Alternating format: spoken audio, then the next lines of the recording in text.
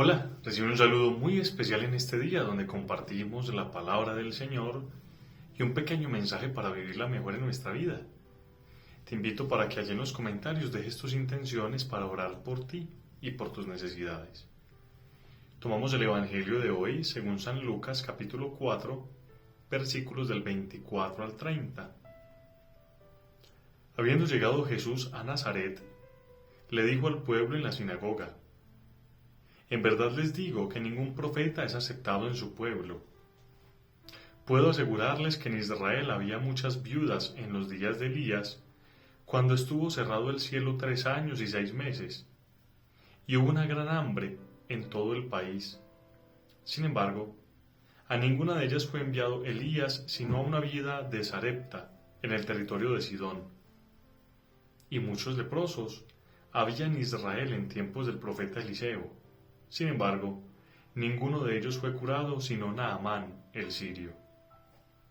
Al oír esto, todos en la sinagoga se pusieron furiosos y levantándose lo echaron del pueblo y lo llevaron hasta un precipicio del monte sobre el que estaba edificado su pueblo, con intención de despeñarlo. Pero Jesús se abrió paso entre ellos y seguía su camino. Palabra del Señor. Gloria a ti, Señor Jesús. Mis queridos hermanos, 3 punticos para nuestra reflexión quiero compartir con ustedes, de acuerdo a lo que la palabra hoy deja sembrado en nuestro corazón. En primer lugar, mis hermanos, empieza Jesús en el Evangelio afirmando que ningún profeta es bien recibido en su tierra.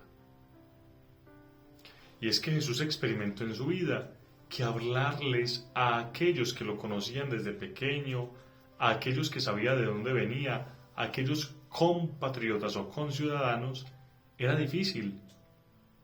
Pero no porque vieran en Cristo una persona con una doble moral. Pero no porque no conocieran de Cristo, no porque conocieran de Cristo alguna debilidad en Él. No. Simplemente, mis hermanos, es que es difícil uno a aquel que tiene a su lado reconocer tantas cosas buenas que tiene, pero es simplemente por un egoísmo, por una miopía, por una estrechez del corazón que no nos deja conocer la bondad del otro. Mis hermanos, esto no le pasó solo a Jesús, nos pasa a nosotros. ¿Cuántas veces somos rechazados en medio incluso de nuestra familia, de nuestros amigos, de las personas que nos conocen? Y nos empiezan incluso en ocasiones a descalificar cuando hacemos una obra de bondad, porque lastimosamente nos conocen. Digo lastimosamente porque muchas veces no damos la oportunidad al cambio.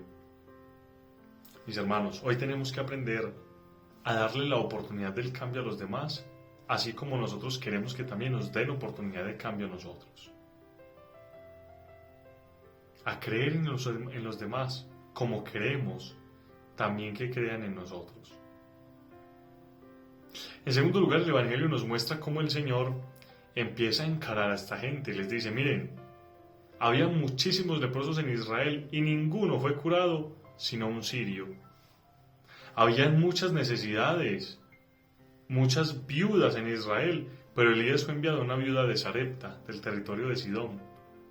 Jesús les está diciendo: miren, había mucha necesidad hace años en Israel, el pueblo elegido por Dios, ese pueblo elegido.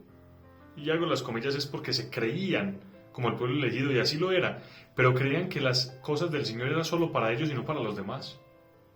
Y el Señor enseña que, aunque aquí había tanta necesidad, los demás fueron quienes aceptaron a estos profetas, no el propio pueblo de Israel. Les está diciendo: miren, ustedes que son el pueblo elegido de Dios, no me aceptan a mí como el enviado de Dios. No me aceptan a mí como aquel que vengo a dar un testimonio grande de ese Dios que los ama, de ese Dios que los quiere, de ese Dios que se ha manifestado en mi presencia. Mis hermanos, en ocasiones nos puede pasar eso, que somos muy religiosos, que nacemos en una familia católica, que supuestamente somos hombres y mujeres de fe, pero que ni siquiera reconocemos a Jesús en cada momento. Soy muy católico porque voy a misa cada domingo. soy muy católico porque me acuerdo de Dios y oro en mi casa. Padre, yo soy creyente en el Señor y en la iglesia, o en el Señor al menos, pero yo no voy a la iglesia ni leo la Biblia. Pura mentira, porque una persona que conoce a Dios, a Jesucristo lo reconoce también como Dios, obligatoriamente siente la necesidad de estudiar mucho más a fondo las Escrituras, que es la que nos hablan de Dios, de Jesús. Si no fueran por las Escrituras, mis hermanos, no tendríamos tanto conocimiento de ese Jesús y de todo lo que hizo. Simplemente sabríamos que había un Jesús, pero ¿y qué más? ¿Y qué más? Pues la palabra de Dios nos lo enseña. Mis hermanos, que no nos pase como a estos hombres que en vez de acoger a Jesús, aquel que nos ha revelado el rostro del Padre, lo alejemos de nuestra vida, lo saquemos a un lado. En tercer lugar, termina el Evangelio diciendo que toda esta gente estaba furiosa con Jesús, estaban bravísimos, porque el Señor seguía hablando. El Señor no era, en las palabras mismas de Jesús, no era un perro mudo, no, Jesús hablaba la verdad, vivía la verdad. Y querían, mis hermanos, despeñarlo, sacarlo de su paso.